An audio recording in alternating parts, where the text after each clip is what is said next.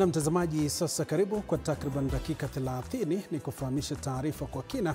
Wanakwetu wananiita Joash Onsare, mtafsiri kwenye lugha ishara ni Roda Nyamai.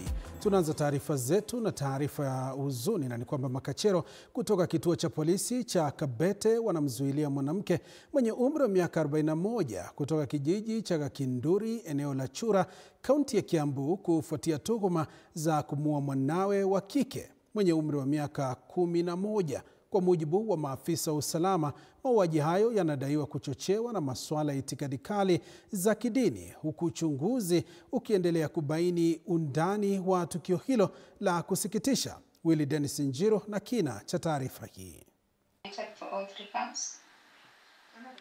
Mama huyo Mary Ngina Maina kutoka kijiji cha Gakinduri alikamatwa na polisi baada ya majirani wake kusikia purukusheni na kamsa ya mwanawe akiomba usaidizi. Tuliona 208 na tukaendelea vizuri sana. Sasa tangu 2019 alitoka kwa hiyo kanisa tulikuwa tumefanyia doa, akaenda kwa hiyo kanisa.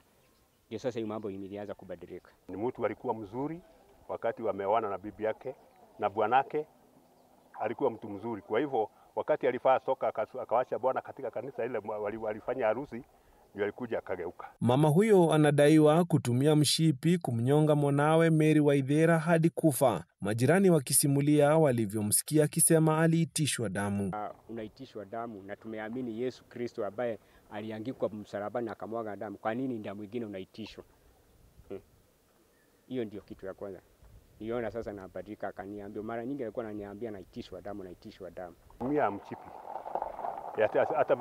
Hata askari walienda wakachukua hiyo mchipi na yeye pamoja. Shauku ibuka inatoka kwa majirani wanaosema chanzo cha imani potovu anaoamini mama huyo ndio ilisababisha kitendo hicho kutokea. Hiyo kanisa ichunguzwe sana, sababu alikuwa akiambiwa ati akifanya hiyo kitendo atakuwa queen wa hiyo kanisa.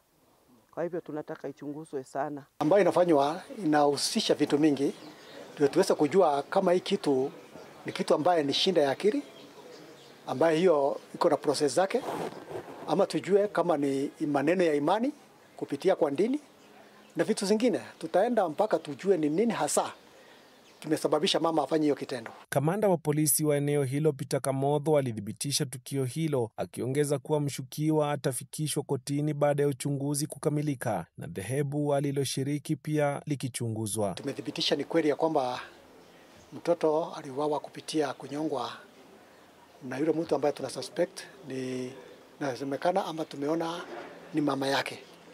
Hii ni jambo ambaye imetupata katika hali ambaye ni ya kutatanisha, na tunaomba wananchi ama wale ambao ni wahusika, wale ambao wako pale, tusiongee mengi kuhusu hii maneno kwa sababu uchunguzi imeanza. Tuanzie wenye wanafanya uchunguzi nafasi yao wafanye kazi yao. Willy Dennis Njiro, TV 47.